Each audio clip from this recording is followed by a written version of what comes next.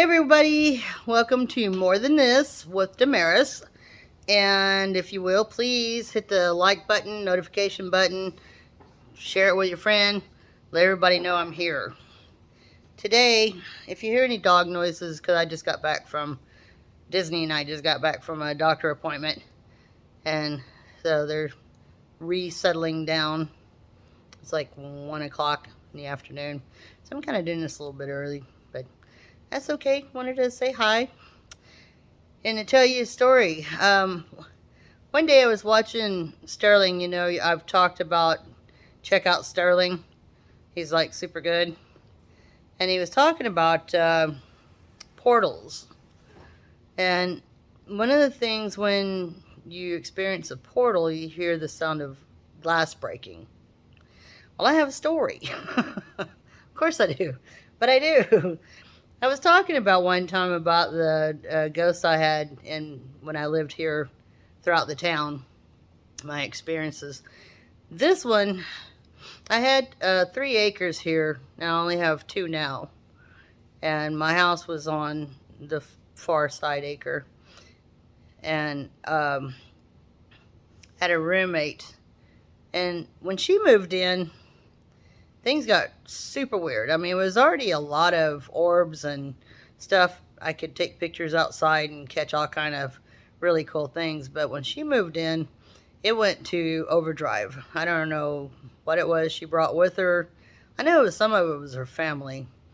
But it got to the point where just here, I lost a ring one time. And I'm laying in bed and I hear that ring fall off of my nightstand. I'm up looking for that ring. And when I moved out of that house, I'm still looking after I cleaned out. I never did find that ring. Never did. But I heard it fall. She heard it fall.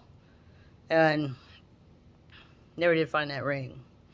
And there was all kind of things going on. She and her daughter would hear people in the kitchen talking or singing. And I never heard the people talking in the living room, but I did hear singing at nighttime. It was old bluegrass, old 40s music, stuff that you'd hear off in a distant old radio. It was really kind of bizarre. I still hear that occasionally. But let's see. I saw her grandmother, and I described her grandmother, and she didn't really believe that I had a gift or anything, so we were outside, and I said, oh, by the way, your grandmother's standing next to you, and I described her grandmother to her and everything. She started believing, well, especially after all the noises in the house and all the weird going on. Me getting up from the easy chair, walking by, a flashlight turns on, I go turn it off, take 2 or 3 steps, and it turns back on, and just all kind of interesting little things that would happen. Seeing white faces look around at the corner at me, which that kind of freaked me out a bit. I mean, I can take a lot. If I know I have ghosties, like I know I have them here, and they get a little rambunctious sometimes, but they don't scare me. It's the actually peeking around corners and doing that kind of stuff freaks me out. That gave me the chills and made me do the little hoppy dance, and it's like, ah! Seriously. I don't like that crap. Don't scare me. Shadow people, which I see shadow people in here, and shadow animals in my house now. So that's no big deal. Even if I see a whole body apparition, that's not going to scare me as much as something peeking around corners. To me, that's sneaky, and I don't like it. So it would get to the point where we would literally hear artwork fall off the wall and break, like glass breaking.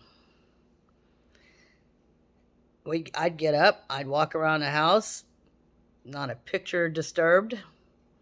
And this would go on every now and then it's like, oh man, something just fell off the wall, and go check it out, and nothing. So Sterling talked about when you have a portal, you hear the sound of glass breaking.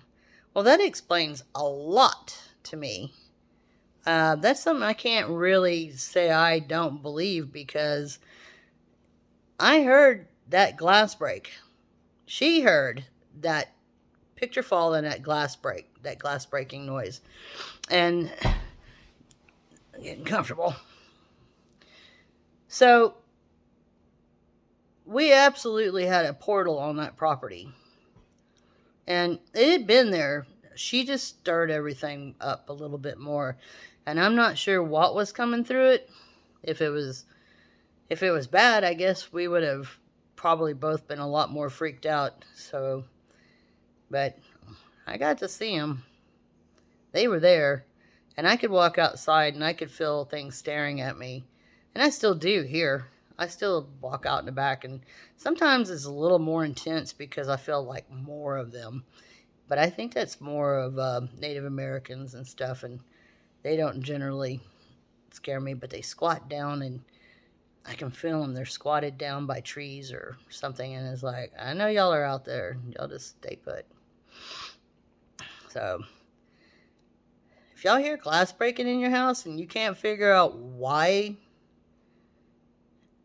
it's making that noise, and there is no actual pictures or glasses off your countertop, or period, glasses, anything, nothing is broken, but you're hearing the sound of glass, be sure that you know that it is a portal. It's the only thing that I can explain it, is there's some things coming through. And I didn't mind it. I lived over there for a long time afterwards, and never, when she moved away, a lot of that stuff went with her.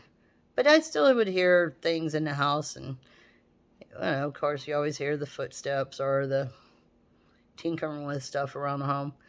But it wasn't anything as intense as when she lived there. So, take it with you. Pack it up in that little suitcase and all your goods and take it with you. I don't think she could have taken a portal, though, so I'm suspicious that it's still pretty active over there, because I had moved into the property next to it. And you're wondering, it's like, you had 3 acres. Why didn't you just stay where you were? Well, it was a joint thing and a separation. The property belonged to one person, the house belonged to another, and so I couldn't stay on the property. So, I couldn't afford to stay on the property and the house and all that crap. So I ended up moving over here to my mom's property. And things followed me then too. I was in my little house, and I told my mom, who had dementia, I said, I had an apparition actually show itself. It had a red shirt on and blue pants. And I had a small hallway. I mean, they would always come up and down that hallway area, and sometimes into the kitchen. And if you're sitting on the couch in the living room, you could see the kitchen, similar to where I live now. So one day I had my mom over babysitting her, because I was cooking us some fried chicken. She loved my fried chicken. I do make some pretty darn good fried chicken. I'm a good Southern cook. It's probably why I'm fat. P-H-A-T. Fat. You know what I'm saying? Anyway, she's sitting on the couch, and she goes, "Oh, I just saw your friend." I'm like, she has dementia, so she sees things. And I said, "What friend?" "The guy in the blue shirt, red shirt and the blue pants." And I turned around and looked behind me, and of course I didn't see him. And she's like, "It's gone now, but he came around the corner." So she saw him too, so okay, She could see a lot of things, though. She had that 1 foot over the other side with dementia. I think most people with dementia do have a tendency to live in 2 sides more, because she would, it's just things that would happen that I just knew that she had a connection over there. Like her talking to the ghost lady from here, bitching about their husbands. Mom would sit there and bitch about my dad, and that lady would bitch about her husband, and Mom would sit there and go, yours too? And they would sit there and Mom would look up and talk to her just like if somebody was standing there. I don't know why Mom never offered her a chair, but I guess she didn't like sitting. And I thought, those poor old men, they can't even rest in peace. Now with these women, that was my mom. Apparently the other old lady had a pain in the ass husband too. Though my dad was not a pain in the ass, but he wasn't my husband. I could see where she get aggravated sometimes, but it wasn't that bad. I thought he hung the moon. So, anyway, I've taken up 10 minutes and 47 minutes of your time. I just wanted to share that story that if you hear breaking glass, you can probably be pretty comfortable that it is something passing through a portal. One of my warnings is be careful if you're an antique person and you like to buy antiques. Take somebody like me shopping with you because I can read furniture. And if it has something attached to it, generally, I can feel it. Because I love antiques. But I'm kind of cautious about what I bring in. Unless I sit there and grab something up on eBay or whatever. But then I just hope for the best, right? Speaking of, I have dolls. Anybody collect dolls? Those things creep me out. Sold a whole bunch of them, but I got a few stragglers. Oh my God! No, I've just cursed myself. I got some stranglers. Chucky. It's getting close to Halloween. Maybe somebody, that's what I should say. They're little strangler dolls will come and kill you, and people start buying them up. They won't. It's a thought, though, but that would be deceptive, and I believe in karma, so I will not do that, okay? As far as I know, they haven't killed anybody, as far as I know. And they haven't been out of this house since they were bought, so. But what they did before then, I have no idea. My grandmother collected all these dolls. It was... Don't ever give me a doll.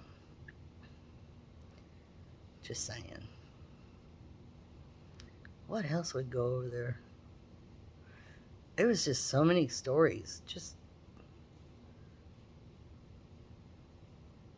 cats staring up at the ceiling, and I'm grab my phone and get a picture, and you'd see a big old orb. It's like, okay. That's it. I guess I'm kind of boring today. Hit your like button anyway. Subscribe. Share it with a friend. Subscribe. Notification bell. And, oh yeah. Skywalking with Moon with a Dr. Gail will be next week, next Wednesday, and I'll be on before then to let you know what's going on. She and I will get together, and I'm a little nervous. Not so much talking to her. I've just never done anything like that. So you know how it is. It's like the first time you ever do anything. It's like, pull the Band-Aid off and get to it and stop being a little turd. So that's kind of how I'm feeling. It's like, stop being a baby. Okay. I have to tell you, now I'm talking about that, and I was raised that way. I was raised to, you just jump into it. Whether you know what you're doing or not, you just do it. And my grandfather, who'd never been around kids till me, would love to be around me when I was old enough, and he'd take me to the pastures, and he'd be burning pear. And for y'all who don't know what that means, it's like prickly pear. When there's a drought, the ranchers would burn the prickly part off of them so the cattle could eat them, because otherwise they can't eat them, So instead of me walking around out in the pasture and wandering around and doing the things that I did, he didn't want me to get snake bit, and he had these dogs that he'd always keep with him. He called them these snake dogs. So while he was working, they would sit there and warn him of rattlesnakes. So one day, I guess he just got his belly full of me, and he put me in the back of his truck with one of his snake dogs, and he tied me to the dog. And, bless his heart, he didn't know how to... Not that I was really treated like a little girl ever in my life. Maybe that's what's wrong. No, that's not what's wrong. They did me a favor. But anyway, him not knowing what to do with kids ties me onto this dog and leaves me in the back truck with the tailgate down, and the dog sees a jackrabbit hightailing it across the pasture. So the dog jumps out of the truck, starts chasing a jackrabbit, and guess who's attached? Me. So he figured out, that's probably not the best thing to do to her. I'm not sure how that conversation went that night at dinner with my grandmother. Why is she all scraped up and bleeding? I don't know. You know how she is. No, he probably told her and laughed the whole time. But he was one of the guys that he would just throw me into doing stuff and wish the best. I mean, put me on a horse at 5 years old, asked me if I wanted a chaw of tobacco. I said, yes, sir, and he gave me some of his Red Man. I put it in my mouth, and he said, now you hold on to this, pointed at the saddle horn and handed me the reins. And I went working cattle with the grown men. I worked with some real cowboys and held on for dear life, but I became a hell of a cowgirl, and he that's just the way he did me. He just threw me into stuff. So doing a collaboration with Dr. Gell is hardly that frightening, but still, it's something new. So, and I'm getting older, so new things, they get weirder. But anyway, now that I bored you to tears, because I could have gotten off here 7 minutes ago and spared you all, but I had to share. I had to share my story. Anyway, I love you guys. Please, thumbs up. It really helps me out. Hit the notification button. Subscribing really helps me out. And, hey, email me if you have any ideas for me to talk about. I don't know. There's not a... You bring the subject up, you need something read on, you got something going on, you're changing a job, or you have any questions whatsoever, bring them to me at DEMARIS, DEMARIS, Wilson, at 444,